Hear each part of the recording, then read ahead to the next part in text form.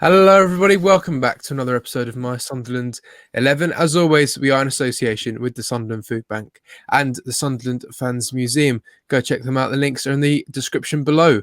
Today's guest, I've got a very special guest with me, a massive Sunderland fan. We've got Mick Tilley. Mick, how are you doing today? Yeah, good. It's hot up north for once, but yeah, doing good. Yeah, good. Yeah, looking forward to the Euros starting because I've been a bit lost the last couple of weeks, but yeah. Well, that was actually going to be one of my questions as well. We have had some nice weather in the UK at the moment. Have you had a chance then to sort of get out and enjoy the sun? I wish I work too much, and I've got a 3-year-old and twin 1-year-olds at home as well. So if I'm not in the office, then pretty much tied up with whatever they want to do. But my eldest's getting really into football now. Love Sunderland, so that's good at least. Looking forward to taking him to the games next year. So Excellent, good. And yeah, I mean, hopefully, sort of this nice weather signifies that light at the end of the tunnel that a lot of people have been mentioning the last few months. But hopefully, we are here now. But yeah. Obviously, before that, the lockdown came. How did you find the lockdown sort of for yourself? I mean, or you could say lockdowns, really. Yeah, I mean, I had pretty good, to be honest. So I own a bunch of different businesses, but most of them are in tech and digital and creative and things like that. And so where I know a lot of people have suffered, retail, hospitality and things like that, my businesses have thrived throughout lockdown, being so digitally focused. And so I've had it easier than most. I've got nice offices, but everyone's been working at home, so I've just been able to still come in here every day. And yeah, I guess really the main thing being not being at the football. Yeah, That's of course. been the worst part of it for me. I've been lucky enough that I've not really had anyone I know been affected by the virus and stuff like that. So I feel pretty guilty, if anything. I've had it such plain sailing. Yeah, of course, and it's fantastic, really. I mean, even what we're doing now, everything's all digital, and it's something that's like really thrived. Things like Zoom and even this StreamYard, just everything, because it's been the only thing that's actually kept people in touch with each other, isn't it? Yeah, exactly. And I think it's moved a lot of things on in terms of things that probably needed a bit of a revolution. And even like at the club, like investing in the 4-camera system and stuff like that. I mean, to say that it basically had to happen overnight is to go from being reliant on Sky Sports and BT and giants like that to the club streaming their own games. And yeah, like the guys, Frankie and Danny have like done an awesome job, I think, considering like how quickly they have to turn that round. And that's it across the board. People just embrace the new tech and stuff like that, and that's why we've had such a good year. Is people embracing that kind of stuff? Yeah, absolutely. And I think as well, people have had to sort of make the best of what they can, really, when they're not in the best of situations. But I think exactly. as a whole, people have done really, really well. With what they start doing. Frankie and Danny as well. I think it was. They got them two together really quickly. I think Frankie, who was someone who was just doing the stadium DJing, had to step up and do do the commentary. So I think it's a lot of people have learned over the past year, I think, haven't they? So yeah, no, I think and even just opportunities like that. Like, yeah, I mean, as you say, like we all know Frankie from the stadium, but he's done such a good job. Like you can really envisage him kicking on and having a career doing that kind of thing, and that'd be awesome for good stuff like that to have come out of it.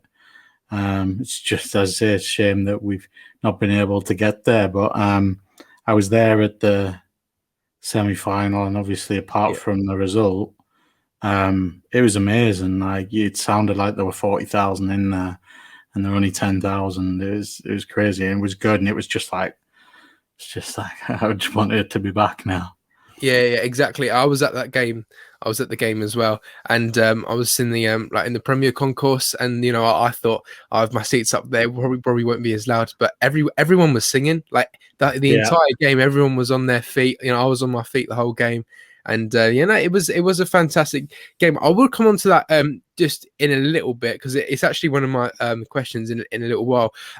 But first, we'd sort of love to know what your story is of how you actually started supporting Sunderland, and also I believe as well you've recently got a box at Stadium of Light as well.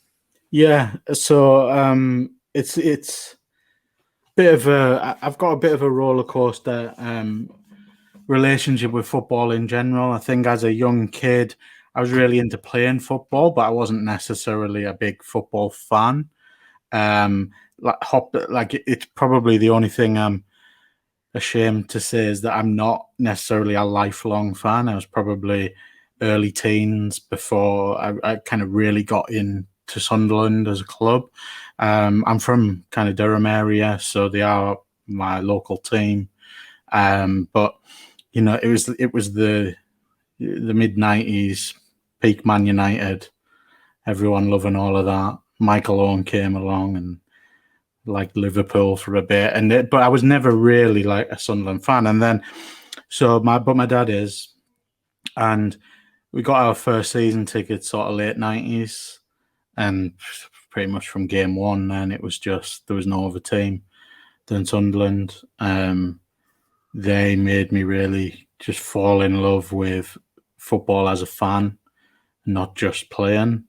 And then pretty much die hard ever since. So what's that coming up? Well over 20 years now. Season ticket holder, and then as I say, we had a pretty good year from a business perspective. So I thought, why not? Let's just do it. And so I think I got the last one available for next season. And we sat up in the box for the first time at the semi-final, and it's just like best money I've ever spent. Yeah, of course, of course. I mean, it is fantastic, and I mean, as soon as we do get back into the stadium, I mean, with sort of a year of watching it in the living room, you can go back and sort of watch it in luxury, really, which is fantastic. Yeah, and I mean, it's such a great stadium as well in general, and all the people at the club are just amazing. It's like my contact at the club gave me a call, said they're starting on the new pitch this week. Do you want to bring your little boy down and see it? And so he got to go in and see it there with the tractors taking the pitch up and stuff like that, and he just really loved it. And it's just like every time you go to the club, that's the kind of vibe that you get back from them. And yeah, it's so I live in Harrogate in North Yorkshire now, so it's about an hour and a half drive for me, but I'll happily do that twice a week. So as I said, you can't wait to get back now.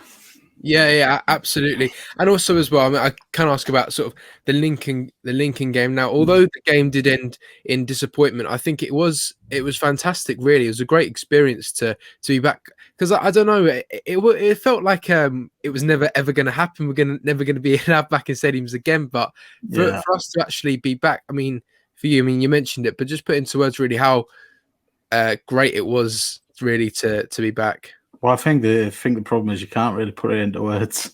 Yeah. It was just that, especially so.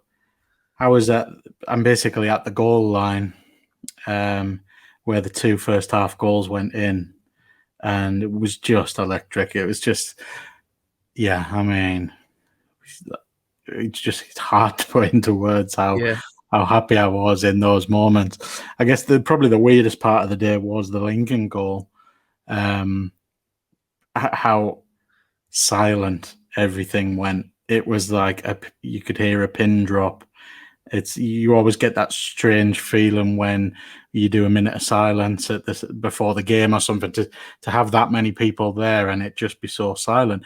And obviously without any away fans in, it just sucked everything right out of it. But then all 10,000 took 20 seconds to cry about it, and then we're straight back on singing. So yeah, I mean, obviously it's disappointing overall. I think it would have been an ideal time for us to go back up with the new owner and things like that. But I'm optimistic about next season. I think we're just going to roll over it from game one next season. I think it'll be pushing point records for the league and stuff like that. That's how I'm feeling about next year. Yeah, absolutely. I think I'm sort of the same as well. I mean, you kind of think at the start of every season, really, you got to approach it with a bit of optimism.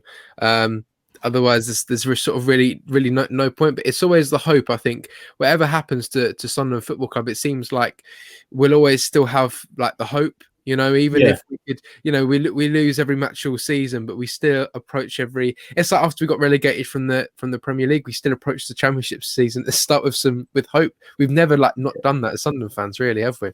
Yeah, and it's good, and I think it's what carries us on through periods that, like those last few years in the Premier League, 17th time and time again in and around there. I think it was the fans that really carried us there each time. Particularly, it's like, I know we'll talk about it later in terms of like favorite managers and stuff like that, but like 2014 and those, well, we got 13 out of 15 points or something in the last 5 games of the season. It's like that's the fans that do that, I think. Yeah, absolutely, of course. But I want to ask though another question. If you could put it down to one moment that would be your best memory as a Sunderland fan, what would you say that moment is? It's probably not one that you would expect, but I actually was probably going to talk about it later. But I get stick up for the missus for this all the time because I've got 3 kids, but I say that this is the happiest moment that I've ever had of just pure joy. It's like, yeah, obviously the day the kids were born were great days, but they're not actually that fun. Was so when Bardsley's goal went in semi-final at Old Trafford. Yeah, that was just the one pure moment of joy that beats any other for me. And there's so many that are like that, but it was just something about that moment where, because, yeah, I mean, obviously then disappointment a couple of minutes later and then elation again through the penalties. Yeah. But just that one moment, I barely even remember it. Just jumping up and couldn't control myself. That for me would probably be number one. Yeah, fair enough. I remember that game. I'm sure you're at the game then. No, I wasn't even at the game. You're not at the game? No, so I was watching that at home. I'd been to the first leg, but I couldn't make it. I can't remember why. But so I was watching it at home, just me and my brother. And but it was just something about that moment. It's like amazing. Yeah, I was exactly the same, and I think I'd probably have to agree with you. It's one of my favourite moments. I remember, because I was, how old was I? I don't make you feel old. I was about 10 years old. 10 years old watching that match, and I remember because when Man United went 1-0 up with Johnny Evans, and I was pacing back and forwards in my living room thinking that this isn't fair, because I was like in my head, I was like, this is meant to be. Like, it was meant to be our time. We've had such a bad season in the Premier League this season. I was like, this is meant to be for us, and I wasn't willing to accept it. And obviously, my dad, who's seen many bad moments as a Sunderland fan, was going, Matthew, don't worry, it's fine. We've got this far, Man United, and I just wasn't willing to accept it. And when the ball came to Bardsley, even before he hit it, I knew first of all, I knew he was going to hit it, and I knew he was going to score. I was like, somehow, some way, I was like, this is going to go in. This is. I mean, it wasn't even that good of a goal because it shouldn't have went in. But I know, yeah, I know what you mean. It's just something about it. Just felt like this has to happen. let's get our day at Wembley, and yeah, so it was just something about that. It was what it meant. It wasn't just that moment. It was what was to come, and things like that made it for me. There were other ones.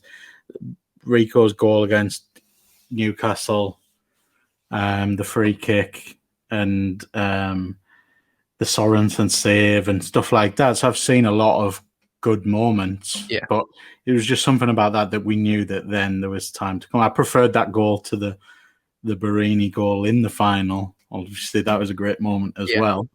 But so that's definitely that one for me.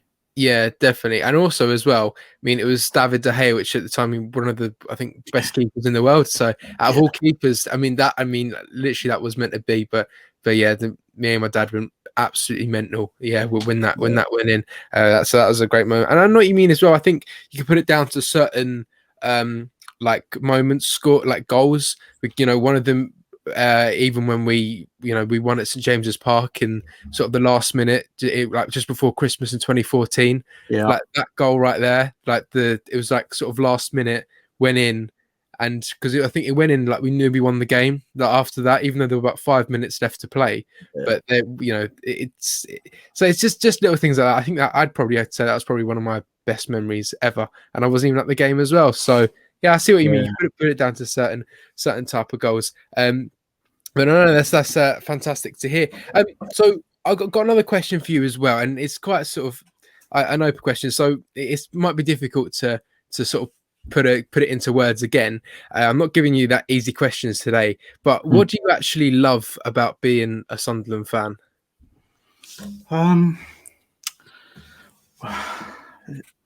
Right, it's another one of those where it's so hard to put into words, but I think that everyone feels it. So the other week, the semi-final, I took some friends who were just kind of neutral supporters. One of the lads is a Blackburn Rovers fan, for example. And he even said, it's like when you get in there, in the Stadium of Light, and the noise and everything that comes about it, he was a Sunderland fan for the day. He just couldn't help himself. And he said afterwards, there's just something special about it. And I think that there aren't many clubs like Sunderland in terms of what it means to the city and the supporters. We're definitely a different breed of supporter, I think. And it's just that. It's like turning up on match day and last few years, 30,000 strangers on any other day. But it's just like, you just feel like everyone's in it together. Everyone's your friend.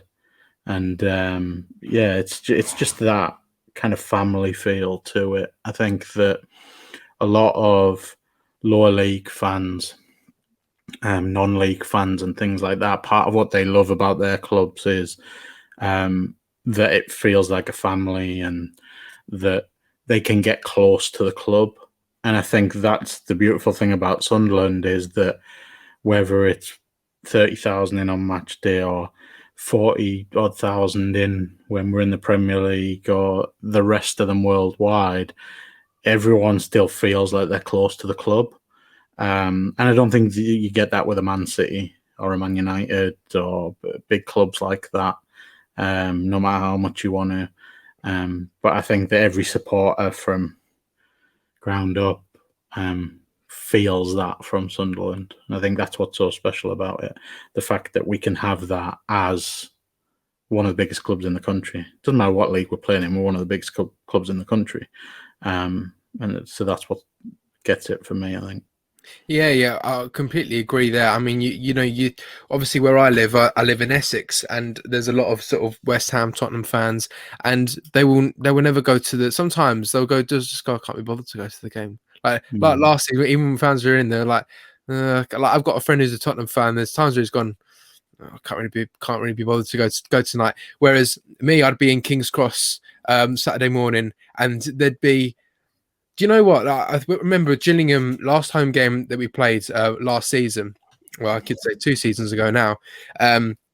I was going up for that game, and I was actually really surprised to see loads of people in King's Cross with Sunderland shirts on going to the match as well. So that's what it's all about. You know, you have fans who are just live like close to their club, and they go, can't be bothered, and you get fans that travel the length of the country just to go and watch the game. I think it's something that's really really special, and exactly, and I think it's only something as well that we'll understand as supporters, and it's actually hard to explain it to other supporters, because it's something that you can't really explain. You have to sort of go and feel for yourself and go to games, if that makes sense. Yeah, definitely.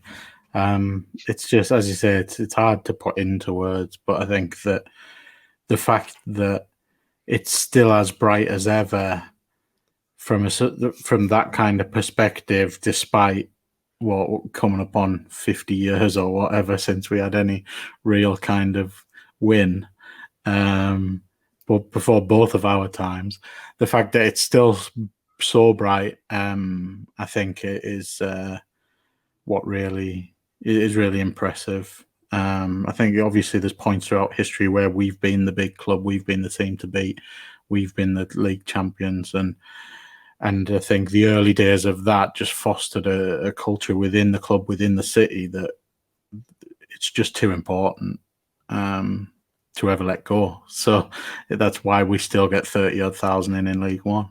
Yeah, exactly. And we've sold 21,000 season tickets so far for next season as well, which includes me as well. Bought my first season ticket for next season as well, which I'm looking forward to going as well. So yeah, that's just part of it, really. But we will start now going through your all-time Sunderland 11. Now, how did you find trying to narrow down 11 players to put into one team? Did you all right?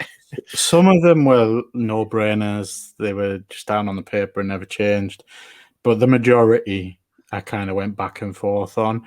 And I was trying to think, well, there's a couple of different ways to do this. I could look at it from a point of view of do I think are the 11 best players ever in those positions?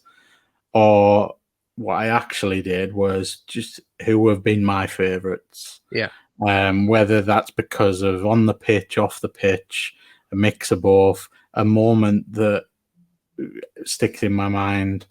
And there are still so many more I could have put on the list even on that basis, but that's the kind of route that I took with it. So I think probably the oldest player on there, Bardsley.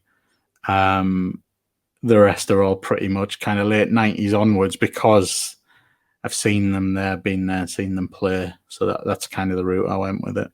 Yeah, exactly. I mean, the series is called My Sunderland 11, not Sunderland's Best 11. Yeah, so yeah. In Sunderland's Best 11, in my opinion, we haven't called it that.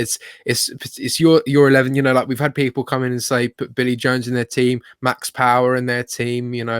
Aidan McGeady or anything. I wouldn't be surprised if some people put Lee Burge in their team. But anyway, I was looking at that. I was thinking Lee Burge this season. I was looking at the stats, and he obviously had a couple of howlers, but from a stats point of view, he had a good season. Yeah, right up there, in fact. You'd be best mates with my dad after that comment, I'd say. He's not his biggest fan.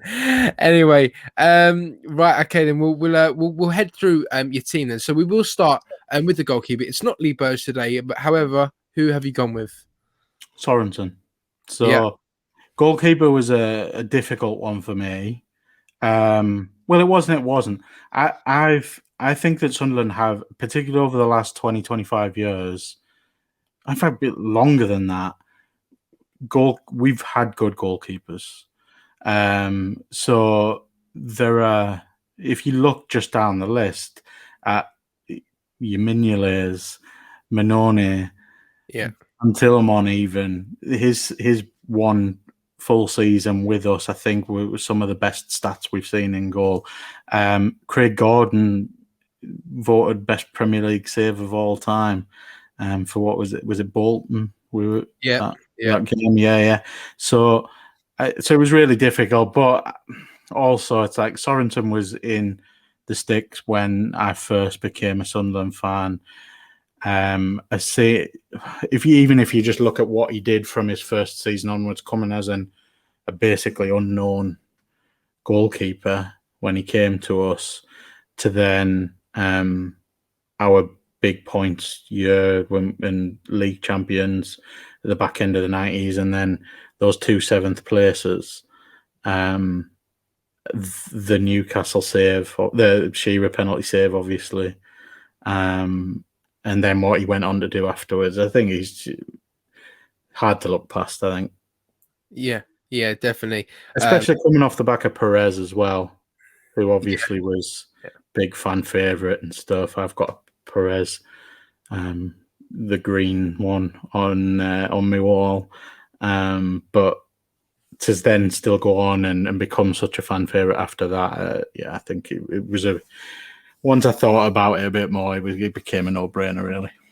Yeah, fair enough. I mean, saving a penalty against Shearer is, you're a hero straight away if you did that in a Sunderland shirt. So I think he did it again later as well, didn't he? When he was at Villa, I think he saved another Shearer penalty. Yeah, and it's just, and obviously, I mean, he's a club legend, isn't he? So, and what he did for Denmark as well, again, trying to follow Schmeichel, and obviously I'm not saying that he got quite to those levels, but just a solid all-round keeper, I think. Yeah, 100%. It's a solid goalkeeper that you've got in your team there. So we'll move on. We'll start with your right back. We'll go to your right back next. Who have you got there? Phil Bardsley. So obviously we already talked about the Man United goal, which is probably is number one single moment for me as a fan. But I just think all around the guy's just a quality player. I think the right and left back are very competitive positions to pick for Sunderland, but I just think that, again, just the magic moments that he produced as well. He didn't score many goals for us, but almost every one of them was a screamer and 20-odd yards out, and really some big goals as well. And he's just a class player all round. I think he's it's obviously with Burnley now, but even now, he's got to be mid-30s. Just signed an extension with them. Just proves the quality that he has, really. Yeah, definitely. And also, I think with the goals, there was one where he ran like the length of the pitch. It was Man City at home when we beat him 1-0. I think in like 2013. Yeah. Ran that length of the pitch just to get the ball and finish it. A great finish as well. So I mean, Phil Bardsley, someone who's it was a right back, but really stood out, and also gave a lot of years to the club as well. I think he signed in 2008, I believe, and there for quite a while. Yeah, he was. I think with a lot of the players, you don't realise, because so many went on to play for other Premier League teams and things like that, the appearance numbers that they put in for Sunderland, particularly around that sort of period, like 2000 and mid-2000s through to when we got relegated, we had long-term players that racked up 200-plus appearances quite regularly, and he was obviously one of them. And obviously, he knocked out Wayne Rooney as well, didn't he? So he did, yeah. Points for that. Yeah, exactly. Yeah. So great right back Phil Bardsley was. He's in your team. So we'll head over to your left back. So do you want to tell us who you got at left back? Yeah, I went for McCartney. This one again, there was. I mean, could have been obviously Mickey. Could have been a bit cheeky and put Julio in there as a left back. But I think George, again, just a class player. You look at, obviously he was a academy graduate and played from quite a young age for us. But right from the start, you look at some of the things that he did when he became captain, they're helping us get promotion. He was Player of the Year. He's in the Championship Team of the Year that season. And then you look at what happened the next season. He was out injured for a lot of it, and we had an absolutely diabolical season. And I think that he was just a rock, really. I think Mick called him Mr. Consistent at the time, and that's pretty much what he was. He was never a flashy player. Probably doesn't make it into many people's 11s based on that, but it's just he was always there for me as a player as well. So starting out as a young fan was around about the time that he kind of turned pro, and then obviously went off to some other clubs for a while and then came back for a spell and stuff like that. So he was just there. He was ever present and always good. So. Yeah, fair enough. Fair enough. That's a fantastic choice in your team. So Phil Bardsley and George McCartney are your fullbacks. We'll head to your centre half. So got a good partnership here. Do you want to talk us through who you've got in the centre back positions? Yeah, I went for Wes and John O'Shea. Came together, played together. When it happened, it was just like one of those. I remember just thinking, "What is going on? What is going on here? How have we just signed Wes Brown and John O'Shea?" That was the kind of overall feeling when it happened, and I know that they were starting to get towards the twilight years, but in reality, they were actually, for defenders, still kind of prime players, and they just so good. What they both did at United, what John O'Shea did with Ireland, and for us, obviously, I think 250 plus appearances for us. I think it was just one of those where it was, how on earth did we pull that off? And you could see it when they played as well. They were too good for us when they came. How we managed to keep on to the both of them for so long, bit of a mystery. And particularly with John as well, obviously, when we got relegated, to then sign a contract extension and stick with us, there had to have been a bunch of Premier League clubs that would have snapped him up for a year. But for him to stick with us and try and help us get back to the Premier League, I think was an admirable thing to do as well. It would have been ludicrous if he'd played with us in League One, but So as a pair, I couldn't look beyond them too. I think you've got to go back decades before you find better centre backs than the pair of them. Yeah, I mean, it was interesting when they first came because, of course, they came together, and I think we were trying to get Darren Gibson as well with them, but I think instead he went to Everton. But it was weird to see John O'Shea and Wes Brown, people who'd won the Champions League for Man United only sort of, I think maybe 3 years before. Yeah. And then they came to Sunderland, and it was weird seeing them in Sunderland shirts and playing. But yeah, as you say, we did all right. I think we had Steve Bruce signed them, and then we had Martin O'Neill that season as well. And I think we still did quite well. So yeah, I mean, obviously, none of us are Steve Bruce fans, but he did some pretty magic there, bringing those two in. Obviously, it'll have helped his relationship to Man United as a club to make a deal like that happen. And yeah, as you say, I think they then went on really to be the kind of basis of a good couple of years. As much as our league results weren't great over the next few years, it was a fun time, I think, to be a Sunderland fan. Kind of going into the run against Newcastle and how many games we went beating them and the League Cup final and stuff like that. And they were really kind of, for me, the linchpins of that team. Yeah, absolutely. I think also as well, I mean, I know you say, we're obviously not the biggest Steve Bruce fans, of course, not with the team he's currently managing. But I mean, you look at the kind of players he brought in, brought Catamol in, sort of Loriksana, Darren Bent, a lot of good players that we've had. Absolutely. At the time, I think he was solid. He definitely turned us around for me. And yeah, you mentioned another player there that I kept putting in and out, and in the end, he was only with us one season, so I just couldn't justify keeping him in. But at the time, I had Sana on the back of my shirt.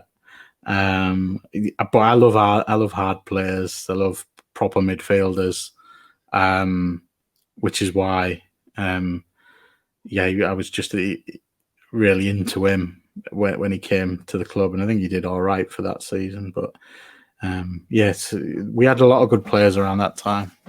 Yeah, absolutely. Fair enough. So you got your two centre backs there, which are good choices. So that is your goalkeeper and defence sorted.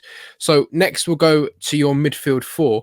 We'll head over. We'll start with who you got on the left wing first. So do you want to tell us who you got there? Yeah, Julio. He was second on the sheet for me. And that's only because of the order I wrote it out in. As a kid, he was my idol. I played a lot of football still at that time, and I just changed the way that I played to try and emulate what he did. Just what he was able to do, free kicks and on the ball, and just his work ethic, everything about him. Just a top player, and I used to love the way that he took free kicks. And kids today, they'll stand in front of a free kick like Ronaldo. Yeah, and back then I was trying to take them like Julio. And obviously what he's done since then, he's been to Borough and he's built just as big of a cult following in Borough. I think he probably played more games for them than us in the end. But and then obviously South Shields, and he's just a North East lad now. And I think the most impressive thing is what he did in that first couple of years. 19 years old, big price tag, 3.5 million, something like that, for an unknown kid, moving halfway across the world, and then still just turning out the way that he did. It's like, yeah, I think he's probably my favourite and best of all time for us, in that sort of position. Yeah, no, fair enough. You make all the great points there. I can't add anything more to that. So Julio has made it in your team there. So we'll switch over now to who you've got on the right wing. So do you want to tell us who you got there? Yeah, I've gone for Seb on the right. Again, just a real high quality player. In my opinion, too good for us when he signed. So to get him on a free transfer as well was just a dream. The free kicks, just the magic moment as well. The Man United goal. And I mean, such a crucial goal as well. And I mean, how many caps he racked up for Sweden and stuff like that just proves how big of a player he is. It's probably only Ibra that has done more for Sweden, in my opinion, than him in the last 20 years. So, so Seb again. There were other players that I really liked in that sort of position when Steed would play out there and players like that. But yeah, so it's definitely Seb for me. Yeah, no, that's fair enough. Also, as well, he's just been called up for the Euros this summer with Sweden as well. So that just shows, and as you say, the goals that he scored, the free kicks, the one against Arsenal away, the most incredible free kicks I've ever seen. That was fantastic. One against Tottenham as well. Again, I think Arsene Wenger said after the Arsenal one that Seb was undoubtedly the best free kick taker in the Premier League. And at the time, I would have to agree. There wasn't anyone better at it. Yes, certainly, and also as well the one he scored against Blackburn. I think it was Martin O'Neill's first game in charge. Because obviously we had David Vaughan who scored that screamer. He scored a few screamers, David Vaughan, but Yeah. Larsson scoring that goal. So that no, just great moments. I think Larsson's given us. So yeah, Do you think? Do you think David Vaughan screaming against Newcastle, was it offside? He's like it's like a fraction of his boot, wasn't it? It was like a. Yeah.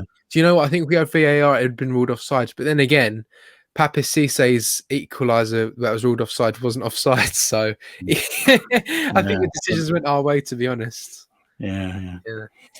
But anyway, yeah. So yeah, you got Larsson and Tilley as the wingers in your team there. So we'll head now to your central midfield. So yeah, talk us through who you've gone with here. First, I've gone with Kev Ball. I would imagine that he's on the list for most people.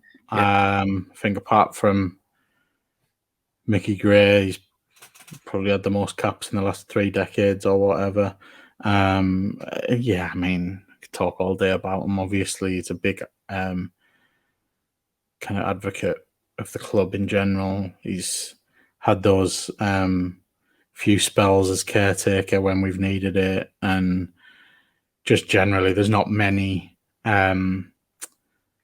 former players that advocate the club the way that he does, as well as being obviously hard as nails and a top footballer as well. So he was again one of the easy choices for me, and then alongside him, Catamol. You couldn't look past Lee Barry for the other spot. He's again, he must have played more than 250 games for us.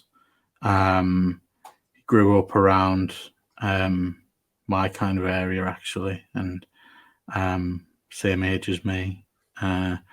Played him a couple of times as school kids, and he was just a top player, and I think testament to how good of a footballer he was that last season as well, where he was obviously started getting on a bit, maybe losing a bit of pace, changed his game, racks up 7 goals out of nowhere, where he's only scored 3 in nearly a decade before that.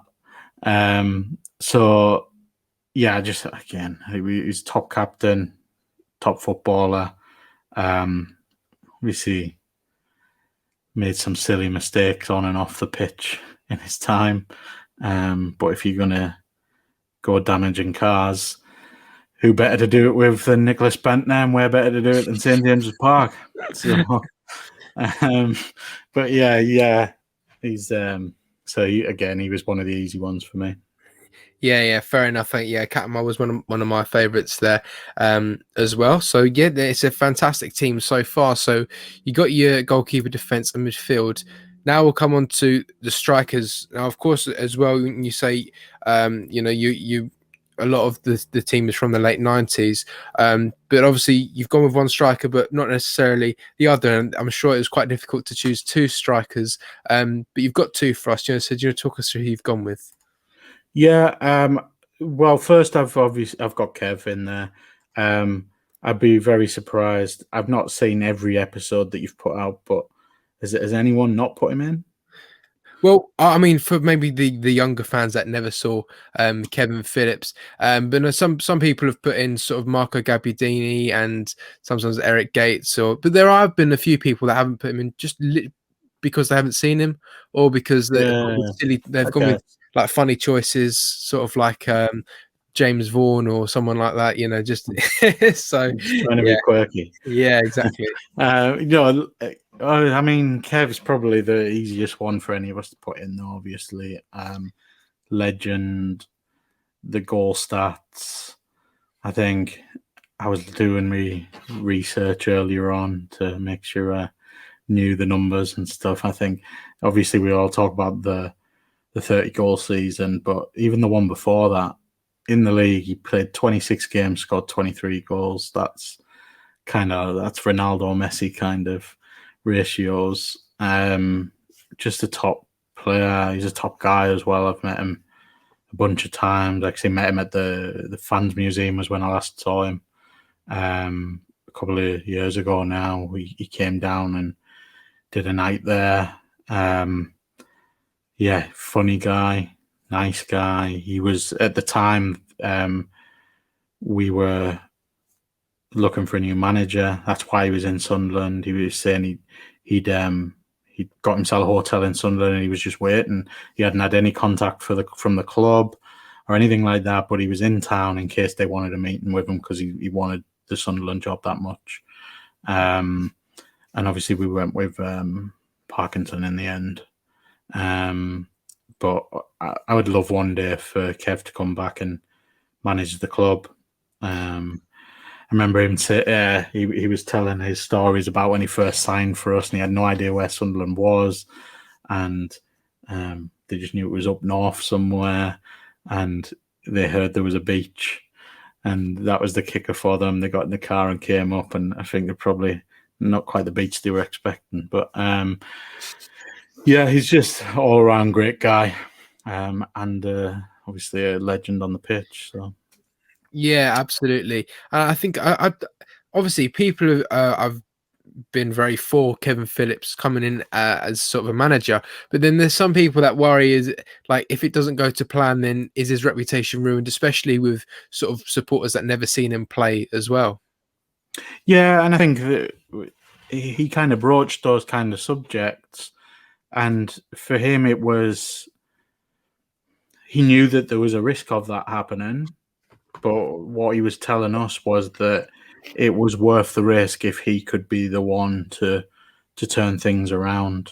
And he genuinely, you could see it in his eyes. He believed that he was the man for the job.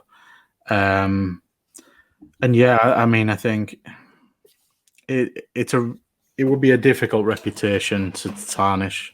To be fair, he's such a club legend that what Shearer went and relegated them. But they probably don't even remember that happening because all they'll remember is the goals and the good times. And I think Sunderland fans would pretty much be the same. I don't think they would give anyone a hard time for coming in and trying to do the job that needs to be done. And even for him just to have the balls to stand up with the kind of lack of experience that he has and stuff like that and put his reputation on the line because he loves the club that much. I think that's testament to what kind of a guy he is. Yeah, definitely. I mean, you see it with other people as well. I mean, Frank Lampard, who was at Chelsea as well, and obviously it's not gone so much, to plan out how they would have liked it. But it happens, I guess, and you're right. So if Kevin Phillips does come in, I think he'll do his best, and as long as he does his best, then that's obviously you can't ask for any more than that, really. Yeah. But yeah, so hopefully one day he might come back. But yeah, Kevin Phillips is in your team. So for the last player in your team, who is his striking partner? So this was probably the hardest one. Was the second striker. With obviously Niall would have been a shout with anyone's team. But I think there are two players that stood above him, and then it was a kind of flip-flop between the two of them. That's obviously Darren Bent and Jermaine Defoe. And in the end, I've gone for Darren Bent. I think, this, as I say, I was probably 51-49 in the end still when I put Darren in. And if you'd have asked me a couple of years ago, then it would have absolutely been Jermaine. But I think what edged Darren ahead for me was what he did in that season with what he had around him. So, although it definitely wasn't the worst team that we fielded in the Premier League, if you look at when Jermaine was with us, he scored some great goals and he scored a lot of goals and some important ones. But he also had Lenz, Mvia, Brown, O'Shea, Barini. He had a really strong team around him. And that's not to take away what he did, and obviously the goal against Newcastle and what that meant for him, and everything he did with the Bradley Lowry Foundation and things like that. that's why it was so close. Great player. Wish he would come back, see his last few years out with us. But Darren, again, it was at a time where I was excited about Sunderland, like particularly excited, and scored 25 goals that season. You knew every time he touched the ball that he was just going to score a goal.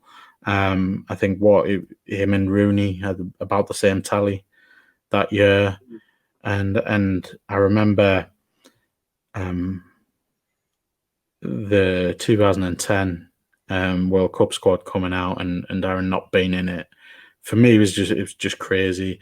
But then again, the same when Jermaine didn't get picked last time round after he'd scored all those goals for us.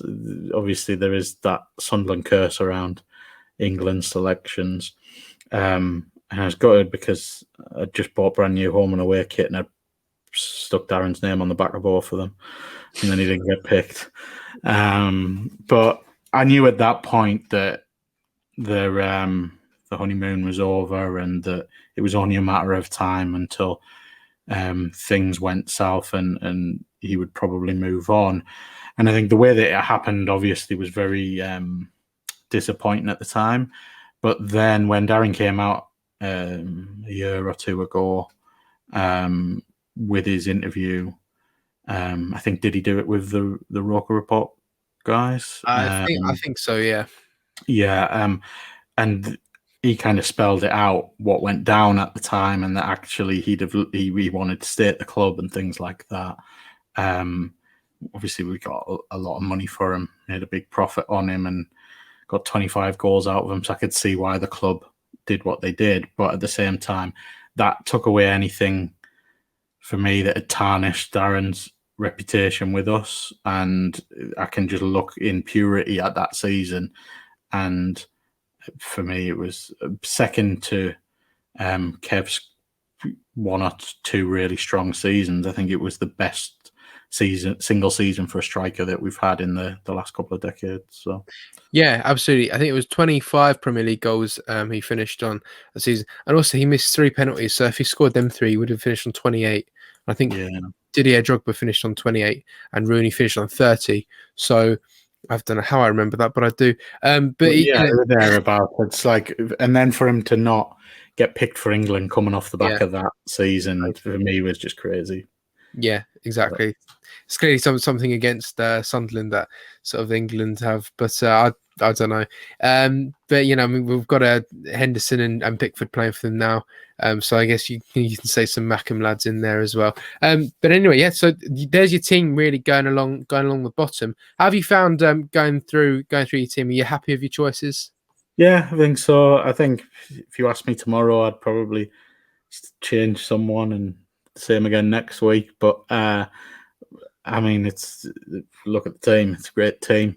I think we're blessed that it's a difficult thing for us to do to pull this together, because we've been able to enjoy watching such great players over the last couple of decades. Can't wait to get back now and hope we get those last few contracts sorted out and hopefully put a different name in there from next year's team. Yeah, let's hope so. But before we're done, obviously you got your team here, but obviously every team needs a manager. So do you want to tell us who you've gone with as your manager of this team? Yeah, I mean, this one was probably had more managers than we've had players, to be fair. Yeah. But I went for Gus Poyet. I just think that we've had. I really enjoyed Roy Keane. The season he came, we all enjoyed Di Canio for a bit, but Gus for me is just all round. Some of the things he did for the club, the moments that happened while Gus was a manager, obviously a bunch of those Newcastle wins, the cup final, and all of that sort of stuff, and the Great Escape that season. Mix all that up with just like how nice of a guy he is. yeah, and that's why he was number one for me. Yeah, absolutely. And also as well the of course the cup run in 2014 as well, and that was fantastic. I think none of us expected at the start of that season, and even during it, that we'd be standing in Wembley Stadium against Man City, and I was sitting next to Jordan Henderson for that game as well, which was which is mental. But yeah, even to be 1-0 up at half time, and it's funny, Gus Poyet. Are you in that photo then, the famous photo? Well, with him, Of Jordan with his hood up. If you look to the right, someone's got like their arms up. That's my brother, and then I'm next to him. I was quite small at the time, so you couldn't see me. I had to stand on my seat the whole game. But no, I mean, Gus Poyet went on. He was on Sky Sports with David Jones and Jamie Carragher, and Gus Poyet was just talking about his time at Sunderland, and it was actually really nice to hear him. He really understood. He was like, oh, it's everything. Him and his coaching staff, they all agreed, because players come up and they live in, sometimes they go live in like Newcastle or Durham or whatever. They don't always stay in Sunderland. But Gus Poyet his rule was, and to his coaching members, is we're all going to live in Sunderland. We're not going to live anywhere else, and we're going to live in the city. And they did, and then they all loved it. So it's actually nice. It's a change from other people that you see come to the club and take no interest in the city and whatever. But Gus Poyet was the opposite. He came in and he was really interested in everyone, which was nice. I think that'll be a big plus for us over the coming years as well. Is that as a city, Sunderland undergoing a bit of a regeneration at the moment, and I think there's been a lot of investment in various parts of the city, and just in general, I think at the moment it's got some of the best kind of property stats in the country, and with the new owner, what he'll potentially do, and things like that, I just think in general Sunderland as a club and as a city have got a bright few years ahead, so look forward to it. Yeah, 100%. And but yeah, Gus Poyet, fantastic choice there, and yeah, great team as well. So thank you very much, Mick, for joining us. It does sort of bring us to the end. One question I always have though, for the guest, the last question is, if you had a message to the Sunderland supporters watching, if you want to give a message to them, what would you say? I'd say that be optimistic. It's counterintuitive when things aren't going great for us to get on players' backs, get on managers' backs. That's not to say that we should just be blindly optimistic all the time, but I think we've proven in the past that the supporters can make the team. The supporters can lift the team. The amount of times the Red and White Army chant has been going and we've scored in the dying minutes, even in recent seasons, we played that awful game against Joey Barton's lot where they were time wasting from minute one, and we scored in the last minute. We drew the game, but it was the fans that did that, and we see it time and time again. So that's for me is like, show the love to the club, and we'll get back where we need to be. Yeah, absolutely. And so that's a fantastic message. And yeah, thank you very much, Mick, for coming on. And thank you, everyone, for watching, of course, videos in association with the Sunderland Food Bank and the Sunderland Fans Museum. So you can go check them out and donate whatever you can. So thank you very much from me and Mick. Everyone, please stay safe, and away the lads. See you later.